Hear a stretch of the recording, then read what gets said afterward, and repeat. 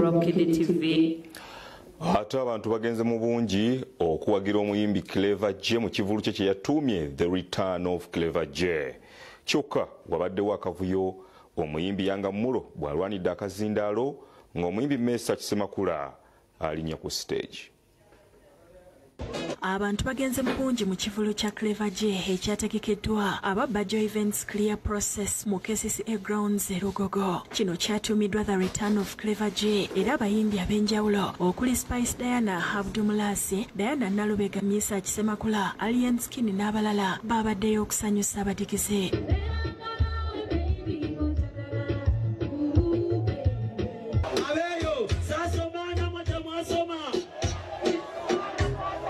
Ng'omuyimbi Mesa Kisemakula atuuse ku stage wabaddewo akavuyo n'omuyimbi Yangamulo.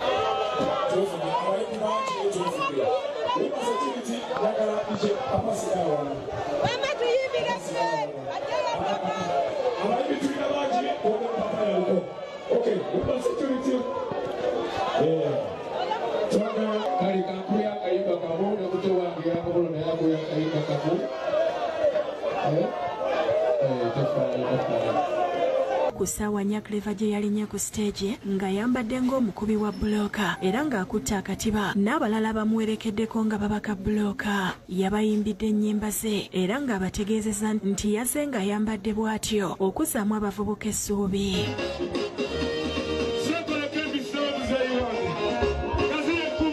Ku bantu abazze okumuwagira kwe kuli n'ekitaawe John Bukenya, muwala we, mwannyina ne mukyala we yali yanoba era ng'ono yagenze ku stage okumufuuwa ssente.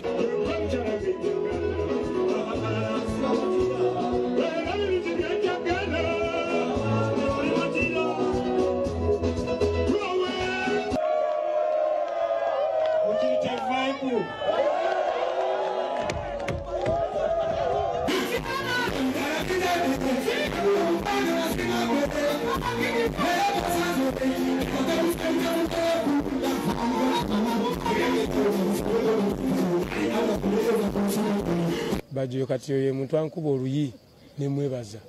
Kati waba taliwe emirimu bidde omusajja ali atudde mu ttaka asabira sho ate nze nfuna obusungu nga taliwo leka naawe. Ono olumaze okuyimba asazeewo okulinnya bodaboda emuzize ewuwe. Bonese Mombwe yakusakidde eggulire lino.